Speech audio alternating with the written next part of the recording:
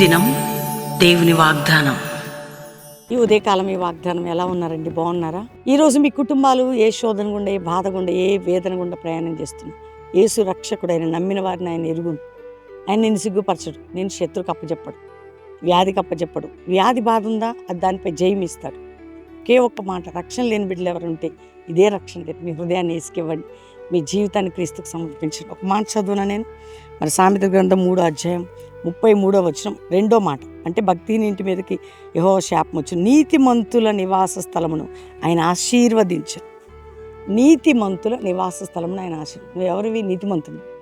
యేసు క్రీస్తు నమ్మి ఆయన రక్తంలో కడగబడి మారు మనసు పొంది బ్యాప్టిజం తీసుకున్న వారందరూ నీతిమంతులు. నీతిమంతుల నివాస స్థలము వర్ధిల్ల చేస్తాడట. అంటే దేవుడు నిన్ను వర్ధిల్ల చేస్తాడు, ఆశీర్వాదం. కాబట్టి ఈరోజు నమ్ము, నేను నీతిమంతుని, యేసు రక్తంలో కడగబడిన వీడిని, నా నివాస స్థలాన్ని వర్ధిల్ల చేసి ఆశీర్వదించడం నమ్ము. వింటున్నావా? నిన్ను ఆశీర్వదించి వర్ధిల్ల చేయను ఈరోజు వాగ్దానం. నిన్ను నీ కుటుంబాన్ని ఆశీర్వదించి వర్ధిల్ల చేయను. ఆమెనని చెప్పు, రిసీవ్ చేసుకో, విశ్వసించు, ప్రార్థన చేయి, వాక్యాన్ని పట్టుకొని ప్రార్థన చేయి. దేవుడు బిడ్డగా నీకు ఇచ్చే చక్కటి బ్లెస్సింగ్ రిసీవ్ చేసుకో. ప్రార్థన. తండ్రి, రక్షణ లేని బిడ్డలకు రక్షణ, రోగములతో ఉన్న వారికి స్వస్థత, వ్యాధి బాధ చింత నింద గాయాలన్నిటి నుంచి విడిపించి, ఏ ఇరుకులు ఉన్నాయో, ఏ అప్పులు ఉన్నాయో, ఏ సమస్యలు ఉన్నాయో, ఏ బాధలు ఉన్నాయో, ఏ కష్ట దుఃఖ కోణాల్లో బిడ్డలు ఉన్నారు, అన్నిటి నుంచి విడుదల, అన్నిటి నుంచి విమోచన, అన్నిటి నుంచి బంధకం తొలగించి, అయ్యా నీ బిడ్డలుగా వారి నివాస స్థలములు, వారి కుటుంబాన్ని, వారి వ్యాపారాన్ని, వారి బిడ్డలని వర్ధిల్ల చేసి ఆశీర్వదించమని ప్రార్థన చేస్తున్నాం.